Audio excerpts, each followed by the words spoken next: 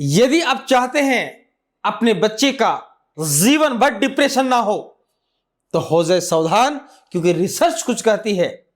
मैं आज एक रिसर्च लेकर आया हूं जिसको जानना बहुत ही जरूरी है।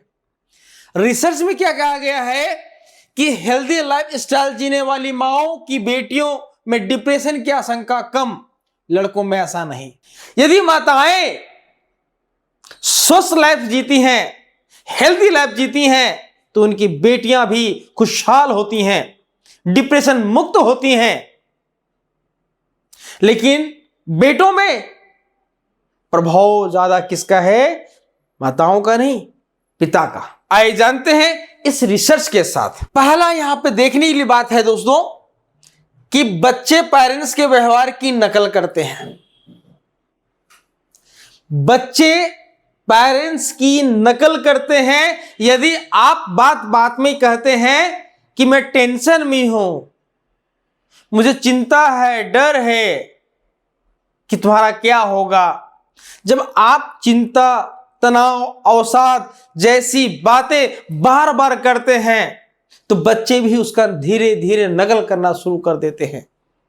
इसका परिणाम यह होता है कि बच्चे युवा अवस्था पहुंचने से पहले ही डिप्रेशन का शिकार हो जाते हैं। इस रिसर्च में देखने समझने की बात है।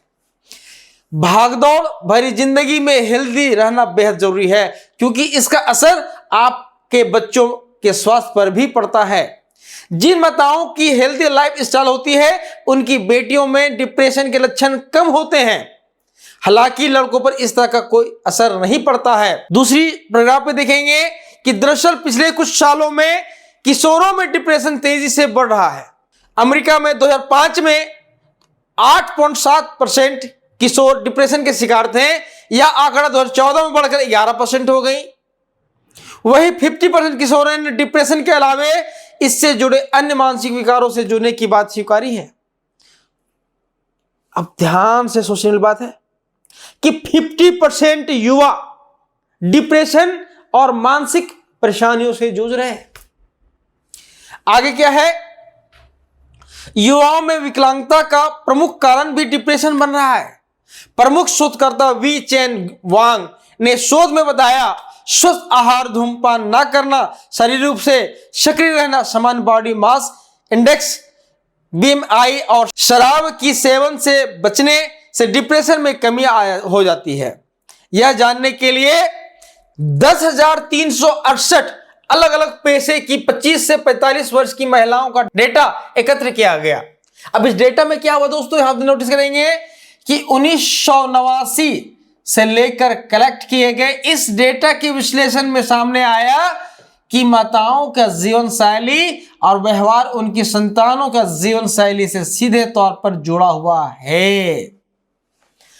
हालांकि माता के मोटा होने पर बेटियों का डिप्रेशन की आशंका कम होती है। उनकी मोटापा से नहीं, लेकिन लाइफ स्टाइल से प्रभाव जरूर पड़ता है। आगे देखेंगे, पिता के डिप्रेशन का बड़े होते बच्चों पर गहरा असर पड़ता है, फिर चाहे वह बच्चा अनुवांशिक रूप से पिता से जुड़ा हो या फिर गोद से लिया गया। पिता यदि डिप्रेशन में हो तो बच्चों में विकास के लिए सही वातावरण नहीं मिल पाता है।